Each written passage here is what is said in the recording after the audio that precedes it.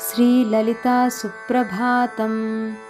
अनन्ते सर्ववेद्ये प्रातः सूर्य उदेत्यहो। उत्तिष्ठ सर्वलोकेशी त्रैलोक्यं मङ्गलं कुरु। उत्तिष्ठोत्तिष्ठ सर्वज्ञे ललिता परमेश्वरी। रवीन्द्रमानसाब्जार्ये कर्तव्यं भक्तरक्षणम्। बालार्कमण्डलविराजितचारुमूर्ते सद्यप्रसन्नवरदायिनी विश्ववन्दे।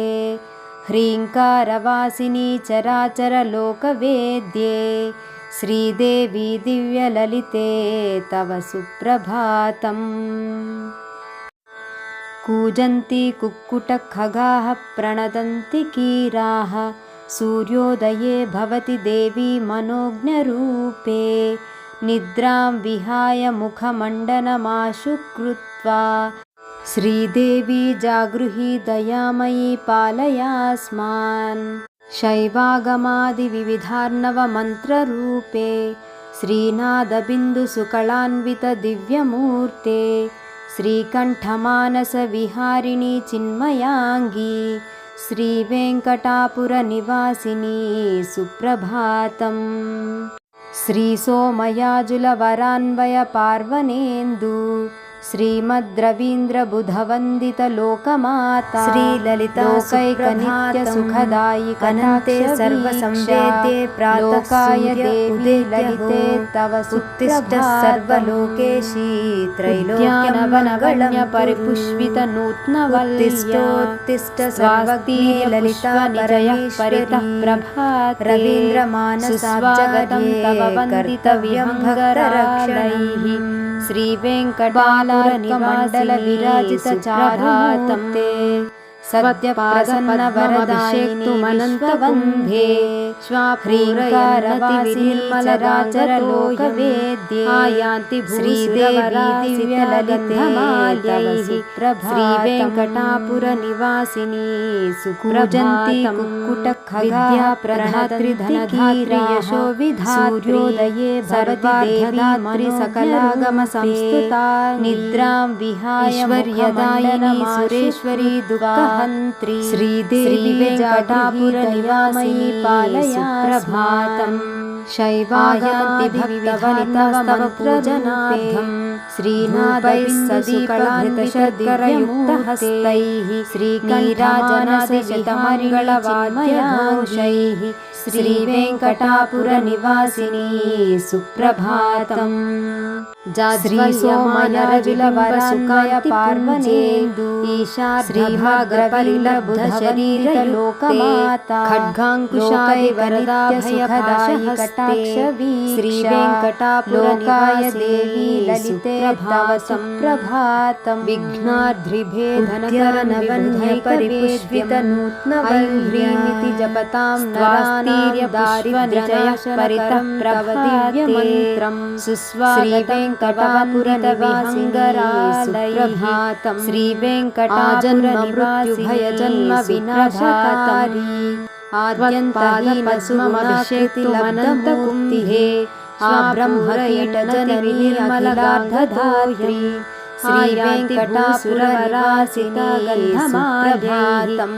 श्रीवेङ्कटापुरनिवास्य कुसुमैश्च सबीजपूरैः ब्रह्मप्रदैश्च परिधात्री यशो विधात्रीः। सर्वार्धदैश्च नवधान्ययुतैस्तवाद्या कुर्वन्ति वर्यदायिनीस्तवयाश्वरी दुःखहन्त्री। श्रीवेङ्कटापुरनिवासिनी सुप्रभातम्। साङ्गधिकेन परिलेपितचारुतनव पूजनालाक्षारसेन परिलिप्तसुपादशर्करयुक्तः आगच्छ मामकमनोराजनादिशतमङ्गलवाद्यघोषैः श्रीवेङ्कटापुरनिवासिनी अष्टोत्तरत्रिशति दिव्यसहस्रनामानेरोक्तमन्त्रान्तिपूरितशुद्धचित्ताशार्धभागपरिलभ्यन्ति विधिवद्भुवि श्रीवेङ्कटापुरनिवासिनी श्रीवेङ्कटापुरनिवासिनी अद्यापि सन्तु मधुकैटभकल्पकृत्याः कुर्वन्ति दुष्टकलिघोरैकवेद्यकार्यान्। ऐं ह्रीं तान्नाशयाशु परिपालयनश्रनाशनकरं श्रीदेवी श्रीवेङ्कटापुरनिवासिनी श्रीवेङ्कटापुरनिवासिनी सुभोगे त्वमे सुखभोगकरी भवानी भयजन्म विनाशेव समरे हरिशिक्षणाय सुगुणाष्णुस्त्वमेव जगतिः परिरक्षणाय ब्रह्मकीटजननी श्रीवेङ्कटापुरनिवासिनी श्रीवेङ्कटापुरनिवासिनी वेदान्तदिव्यसुरहस्य पुराणग्रन्थाः फलैश्च कुसुमैश्च सबीजपूरैः परिपादिभिः परिचयं तव कष्टसाध्यो घृतैश्च नवधान्ययुतैस्तवासिनी सुकुर्वन्ति ऋत्विजवरास्तव गणेश वरदत्त श्रीवेङ्कटापुरनिवासिनी सुरायामृतपूर्णदृष्टिः परिवेदितचारुतमन्त्रित अक्षताभिरसेन प्रसन्नमादयु ललितासुयागमामकमनोज्ञं प्रभातसमये तव श्रीवेङ्कटापुरनिवासिनं पठन्ति त्वयि निश्चलचित्तनेत्राः अष्टोत्तरत्रिशतिदिव्यसहस्रनामवेदोक्तमन्त्रपूरितशुद्धचित्ते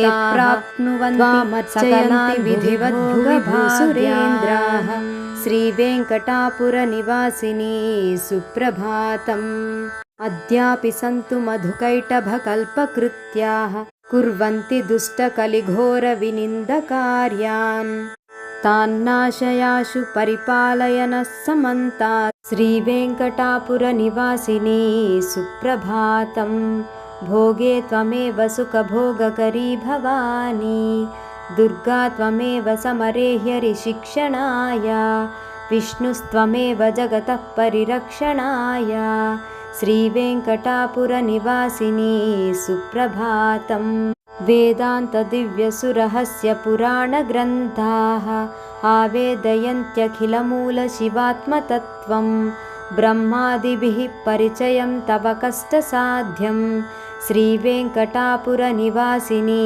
सुप्रभातम् लक्ष्मीगणेशवरदत्तकटाक्षसिद्धिः बालाञ्जनेयसुधायामृतपूर्णदृष्टिः शृङ्गेरी पुष्पगिरिमन्त्रित अक्षताभिः सर्वं प्रसन्नमभवत् ललितासुयागे नित्यं प्रभातसमये तव सुप्रभाता स्तोत्रं पठन्ति त्वयि निश्चलचित्तनेत्राः ये मानवाः कलितभक्तिहृदयन्तरङ्गाः ते प्राप्नुवन्ति सकलान् भुवि भोगभाग्यान्।